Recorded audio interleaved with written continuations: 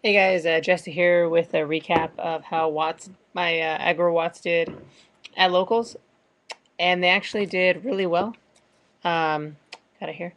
The deck performed excellent. I only lost one match. It was to my good friend Michael, which I'm a little sour about because I duel him all the time, and he happened to just draw everything he needed against me, so that sucks, but it happens. Good for him. He got first place, so. But anyway, I was undefeated until I played him. Um, and the first match was against a really bad deck. The guy just, I mean, I don't really have to do much. Just summon an attacker per turn, and I won both games. So that was kind of doesn't really count. Game two or match two, I went up against Kirk Curry's, and it was awesome. That's where Max C put in some serious work. This card totally owned the Curry guy. I happened to have it. I sank it into it. Game one, drew into him, and then game two I dropped Maxi and he didn't do anything, and then I dark hold all his tuners and stuff. Um, yeah, and then I just kept attacking for game. Had the right draws, had the messengers, threatenings, had the Watt cancel actually saved me both games because he went Black Rose and I Watt canceled it, so that was awesome. Uh, Match three, I went up against my friend's gadgets and just got scraped. It happens. Gadgets are a pretty tough matchup because they get under messenger piece, and that's really annoying. Other than that, it went really well. The deck tested amazing. I had full control both first matches. It was fantastic. Um, I wanted to talk about some weaknesses that the deck has that somebody had mentioned to me that people side in or main in their decks in the meta right now. First one is Skill Drain. Skill Drain wrecks Watts. It does. Skill Drain totally wrecks Watts. There's pretty much only one way out of it, and that's MST. That's pretty much all you can do is side in your MSTs game two and pray that you draw them early. That's about it. There's really nothing that you can do about Skill Drain. It wrecks Watts. It's just a fact. You can synchro into Utopia. Exceed into Utopia and pray that you can pounce with Utopia and get an Honest and get things going from there, but that's about it. Unfortunately, that's their weakness is Skill Drain. Nobody really mains Skill Drain right now except Dark Worlds and Tech Genis. You don't see a lot of Tech Genis right now, just because people are kind of hating on Tech Genis with Malevolent Catastrophe and Decrees, as well as Dark Worlds can easily be shut down game two. If they flip Skill Drain, you get macro defissure in there. It just totally ruins their whole deck. So it's not a difficult matchup at all. Let's see, and so that's all you can do against Skill Drain is MSTs. Next card I want to talk about is Light Imprisoning Mirror. Light Imprisoning Mirror is not much of a threat to Watts. People cite it in for Light Swarms and Agents. You shouldn't be using Light Imprisoning Mirror. You should probably...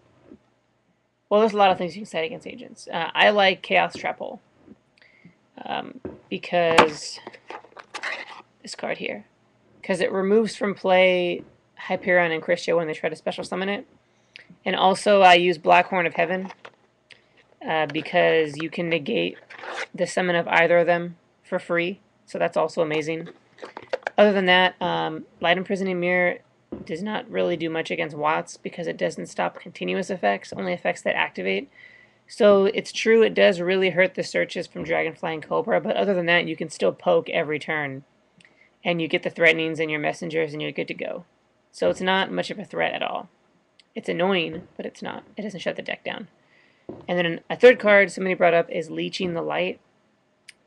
That card's not a problem at all.